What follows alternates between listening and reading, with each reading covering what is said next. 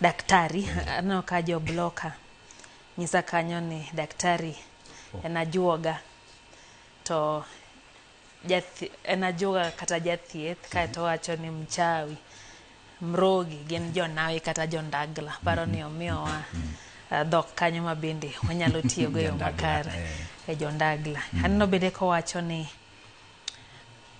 kata lamo kwerewa ni lemo makata ka horo ne pek ne piny to wacho ni jodongo kode maler ne lamo makoth chwe wacho ni to diero no roko wiwa e yo ma ok owinjore kendo kelonwa paro mano mag pinje maoko matinde wadonjore mano jo bloka erokamano ahinya.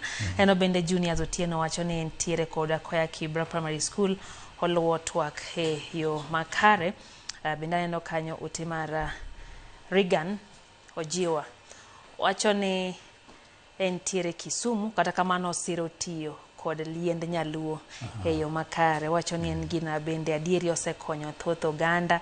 Kevin Ogutu to wacho ni entiere Kericho en bende weche gi chopo ne e yo makare. Ronald Otieno wacho ni to gin yedhe nyaluo mage ma sirikal oseyiedho mondo mi tigodo kendo manyalo konyo oganda. Paro ni ma en duoko kata penjo mang'e miwa duoko mare makare dakika machuok kende. Ronald Otieno dwaro ng'eyo ni to gin yedhe aina mage ma samoro osepuodhi modwa time nonro mondo keta otigo e osiptende. Maka Fande Abdul wacho ni entiere Ombei Kilitia. Aneno Scarlett Lopez wacho ni entiere Thika otemo wacho ni en bende mama gi Nyaimbo nyinge mong'ere en ni Mogere wacho ni othiedho gi yedhe mag bungu sani en gi 20 years kapod othiedho ji mang'eny en dala mar Awasi Boda.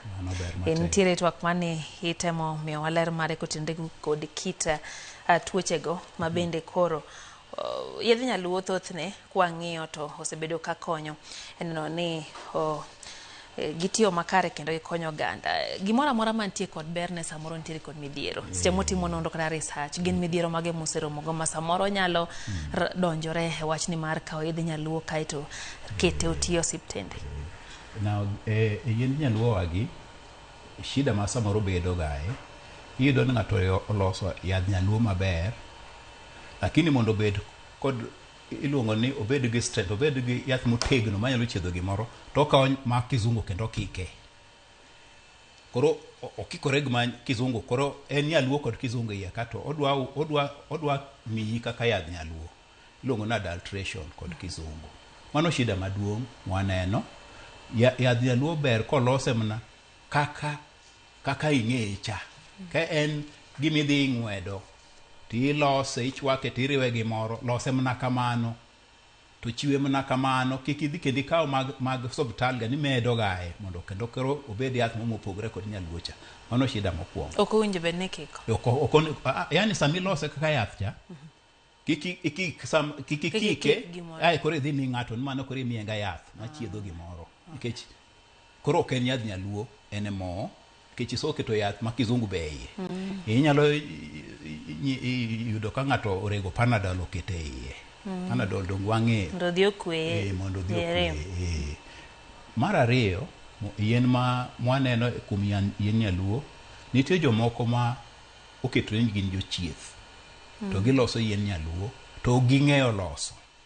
Odhi to kawo gimoro amora monyalo yudo e bungu to ng'wede to okele to olose to omiyo ng'ato ni yath to gino samoro en sum maduong' mage kwak ma sache moko kaka Kemri kachande waso yudo kwayo ma koa ka sirikal joma chung' ni sirikal ka kelo yien moko kuomwa ng'iye ne yadhni ochopo kuomwa ne ng'ato notiyogo to chal mokelo asara kuom ringre kuom dhano. Ng'iye uru tang'o manie i gini to kwa ng'iye seche moko ayudo ni okike kod gima sum e iye. Koro mane shida ma kero mar ariyo ng'ama loso yadhni en ng'ama lose to kian losa ngo en loso ne en tumo business. Mar adek yadhni koso lose tiyudo ni samoro ikete gima ok ler okaw kube okaw chupa ma ok ler to los go yadhni ogini oketie yadhni. Koro yadhni onober kilose, lakini koro packing mare omiyo koro kendo okelo gimiluongo ni contamination. Koro okethe. Koro sama kata koro wapime cha to yudo ka en gi gik mang'eny ma ok beyo kuome. Mago shida adek ma very major mwaneno. Nitie moko matindo tindo bende mantie mwaneno, lakini adego gin very key maka inyalo ng'i yo maber mondo yien gi kata kiloso gi oloso gi ng'ama ong'eyo. Mong'eyo lose kendo ong'eyo ng'wedo yath ma sawa makare cha. Ai sama koro kendo opake gi maber, nyalo bedo maber. Matindo tindo matindo tindo ma bende wang'iyo seche moko pi ma ng'ato tiyogo kuom loso yath, nikech ng'eny iloso go pi. Pi gini samoro en pi mogol kumochido, pi mochido, or oke area ma nitie ga gik miluongo ni chembe madini moko ma poisonous. Inyalo yudo ni en gi mercury, en gi lead, pigni. Nikech oke source ma ok ber, pigno ok ler. Koro odhi olos kode yath. Koro yadhno ng'eno ok nyal bedo yath maber, nikech gin sum. Koro kaka pi milose go onego bed ni igolo kuma ler, kendo kata kuma miloso go yath obed kuma maler, moluok maler, mitede yath chande, sufiche mitedo go yath obed gik maler maber. Mondo yadhni kata sama koro osotiek lose koro en yath maber. Mago gik matindo tindo ma bende nyaka donjie iye. Research be nyaka tim mondo thibitisha ne en yath maber.